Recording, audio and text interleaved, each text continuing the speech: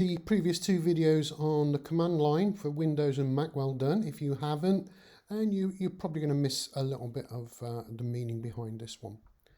As the years progressed and we went from what we call a DOS-based system, no Windows, just typing at the keyboard, to a Windows system, they started to invent things called editors so that we could write our programs, always text, only ever plain text. And they started off in Windows, which it still exists today, with a program called Notepad, which is a plain text editor. So I'm going to start it up. You've seen it before. You've got it on your computer. Comes with everyone. And here we have Notepad. And what I'm going to do, I'm going to write a very simple Python program in Notepad, and I'm going to make that program work. So I'm going to say name equals raw underscore input. You should be okay with all of this. But notice as I'm typing, I've just typed a single quote mark and it hasn't put an end one in. It just takes what I type at the time. So I'll explain that shortly. So I'm going to say, please enter your name. And as long as I type correct Python, and I've missed out the speech mark there. As long as I type correct Python, it will work. So I'm now going to save this. I'll save as, and I need to be in the correct folder where I've got my examples. And at the moment, it's for text documents. And this can be a bit confusing in Windows. It always puts a .txt extension on the end of whatever you write, and we need a .py one. To manage that, we need to click on this box and say all files, and that kind of wipes out the previous extension.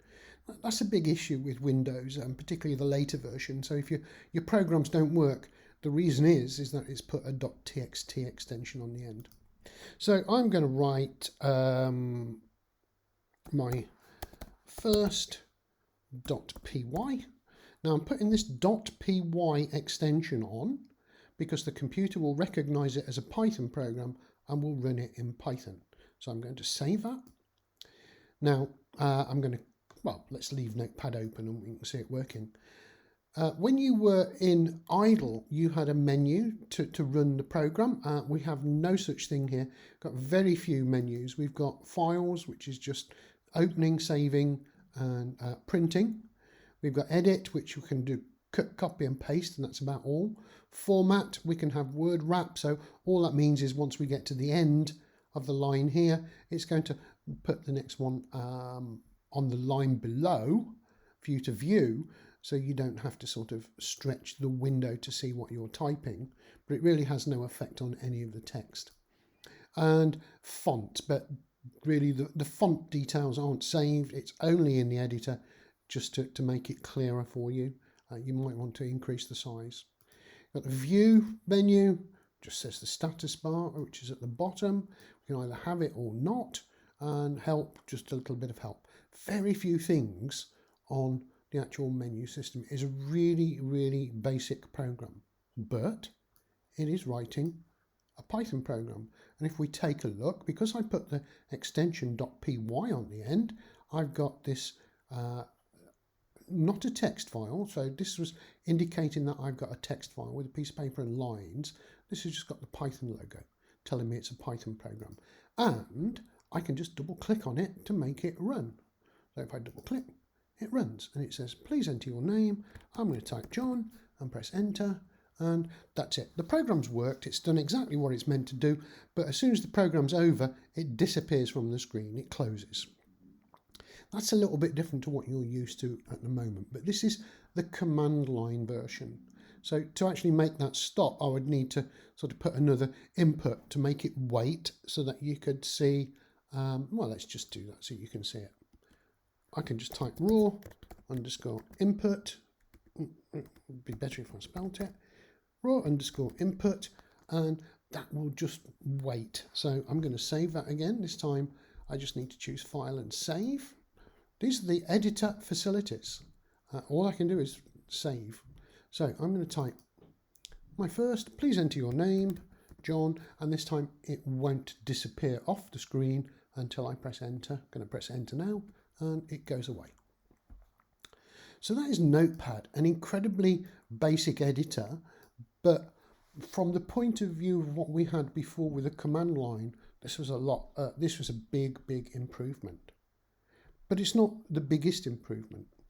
What I'm going to do now is actually open it up in Notepad++. This is somebody who's written a program to enhance Notepad, and you use Notepad++ quite a lot, and it's got a lot more menus and options that we can play with. And I'm going to open up my first.py. Whoops, file open. Let's go and find it on the desktop. In example, there we go, my first.py. So I'm going to open it up in Notepad++. And the only reason why I've got these two open so you can see the differences. Actually, there is colour in Notepad++, which did not exist in Notepad. And the colour is there to help you. So whether you can see it or not, the string is in a sort of lighter grey than the keywords and the variables. And that's about it. So we've got colour, which helps us. Not only that, we have really got lots of menus which do lots of different things. Helps us write programs. So I'm just going to make a quick change in here. I'm going to put another keyword in. I'm going to put while name is equal to John Python. Then I'm going to just print the name out.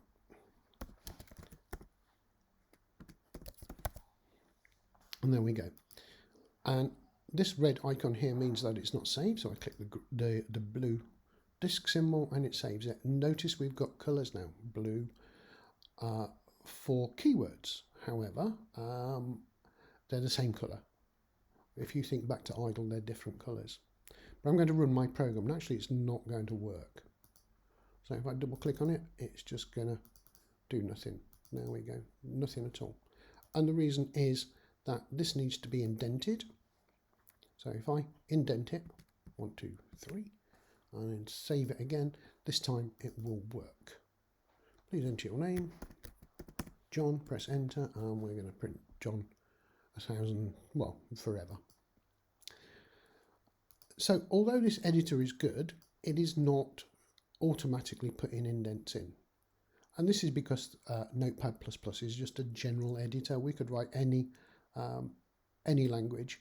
But Python needs these indents, and if we use the Python editor, it will put them in for us. It's something, again, to help you create your programs.